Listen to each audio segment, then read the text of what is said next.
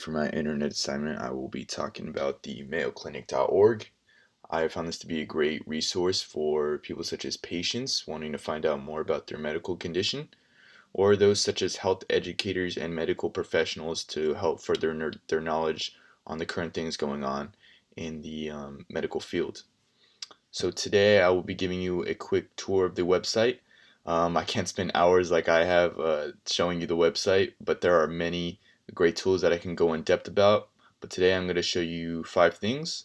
And to start off, I am going to go to the symptoms tab to show you a great tool known as the symptom checker. And this is not a diagnostic tool, but it can help patients get to the most probable cause of their symptoms. So say we check for adult symptoms, abdominal pain, and this will then lead you to a list of things that may be associated with it. So we'll say the pain is burning, intense, and sharp. The pain is located in the lower abdomen. Trigger or worsened by coughing or jarring movements. And then it gives you a list of things it can be relieved by, and we will say it is relieved by changing of position, and it accompanied by abdominal swelling. That's never good. Diarrhea, and then we can do nausea and vomiting. Okay, so then we can click find causes, and this will lead to the probable causes of your symptoms. So the top things associated with it, right off the bat we see appendicitis, so we can click on that. And then the great thing about the Mayo Clinic is that it gives you an overview. It gives you the symptoms, which some of them we checked off, such as diarrhea, and then sudden pain to the right side of the lower abdomen. And then it gives you a request to make an appointment at the Mayo Clinic.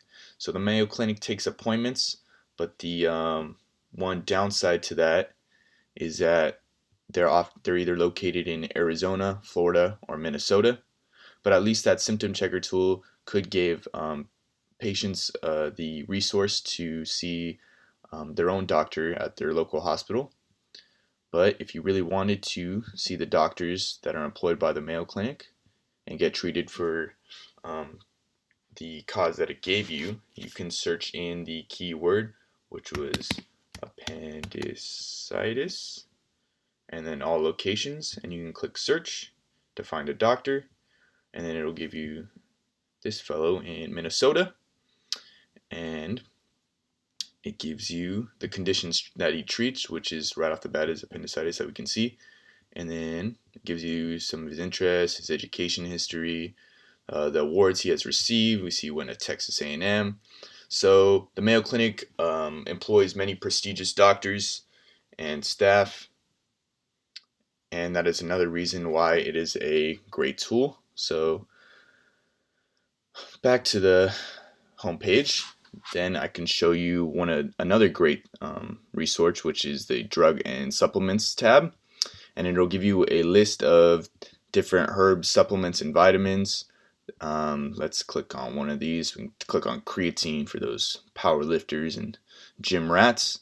So it'll give you the overview of the supplement. So creatine is amino acid located in your body's muscles. It'll give you the evidence of the research shown on creatine, so to see if it is actually a useful supplement that helps the body. So it's great for exercise, and it actually treats heart failure, which I didn't know about.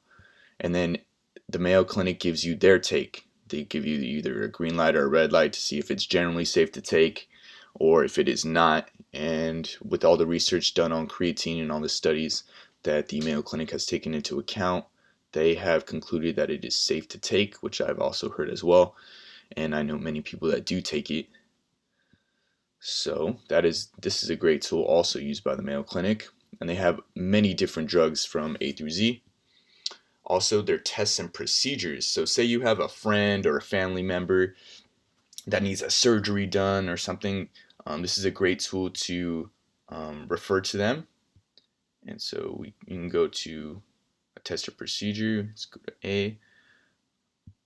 So let's do ACL reconstruction. So ACL reconstruction is a surgery that takes place if you tear the ligament in your knee, and then it'll tell you why it's done. And why it is a great tool for people that may be going into the surgery is that it shows the risks that come with the surgery and best how to prepare, the foods and medications you should or shouldn't take right before, what goes on during the procedure and after, and then how best to kind of rehab right after the surgery, which is gives you some great key tools such as rest, ice, and elevation. Ice is nice, as we learned in EMT school, and it'll give you the results if successful. So this is also something great that people can look at if they're looking to go into surgery, or they have a friend or family member that's going into surgery. I found that to be very resourceful. Another tool that people can use, or another interesting thing I found, was that medical professionals can use this website to help each other and further their knowledge on the current news that is going on in the medical world. So medical professionals can see each other's publications, as seen here. So they have a journal, so we can click on Mayo Clinic Proceedings. So this is published on monthly by a large circulation of medical journals, and it'll show you things that are featured this month. So doctors can just get a daily read on and further their knowledge and better add to their expertise in the medical field. So that is another great tool used by this website.